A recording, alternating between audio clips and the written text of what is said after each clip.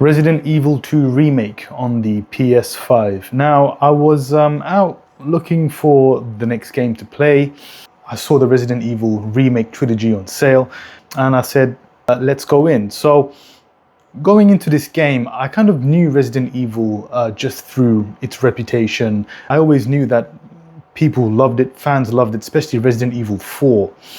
And I was aware of the remakes, and I knew the remakes were much needed because my earliest experience with Resident Evil was playing Resident Evil 2 on PS1. And I played the first hour, and back in those days I thought the graphics were amazing, but it's just the clunky controls eventually kind of put me off. So I kind of never really revisited Resident Evil 2 or any Resident Evil game from that point onwards up until now. So what were my expectations going in? Well, I was expecting for a fun horror time, but with a 90s innocence. A horror movie with this kind of innocence and naivety attached to it. So how did the game do? Well, Resident Evil 2, in terms of story, you can actually choose to play as one of two protagonists. One is Leon S. Kennedy, who is a rookie cop going to Raccoon City for the first day on the job.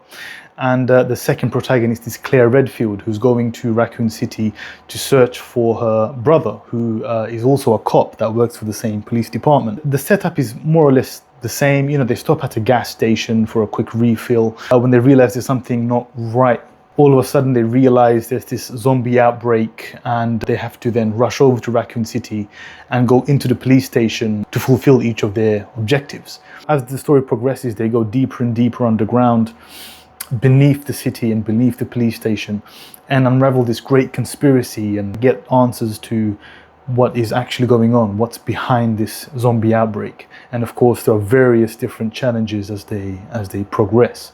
Now, straight away, that's a very intriguing setup. It made for a very interesting and very intriguing playthrough.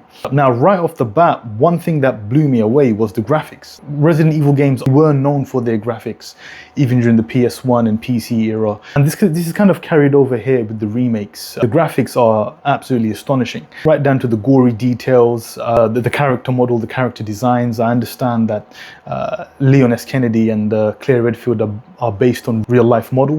Another positive about the game was the actual gameplay. Resident Evil 2 is a puzzle-solving game mixed with a looter-shooter. And as you kind of solve this puzzle, a path is unlocked and you go to the next part where you have to solve the next puzzle. And the story just moves geographically. You delve deeper and deeper physically underground as you progress through the story. Game developers clearly had geography in mind when they were playing this, to kind of keep the character moving, to kind of place different challenges in certain corridors and certain rooms.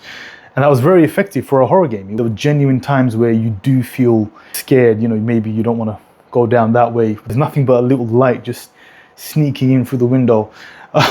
So there are many moments like that in the game. The puzzle aspect is really powerful because you get answers every time you complete a puzzle, followed by another story question. So it keeps you wanting to play more and more and find out, okay, well, what's this next part about? What's this next part about? So the puzzle element was a very, very smart move by the game developers. They want you to earn the answers. Another great element about this game, no matter who you choose, whether it's Leon S. Kennedy or Claire Redfield, there does come a part in the story where you kind of break off and play as another character. For Claire Redfield, it's another character, and it almost changes genres. You can't use guns anymore. You're unarmed and you're trying to escape.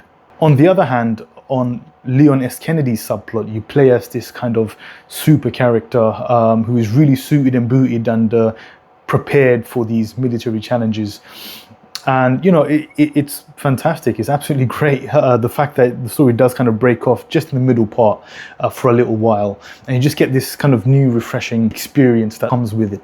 Now, this does kind of lead me to some of the negatives about the game.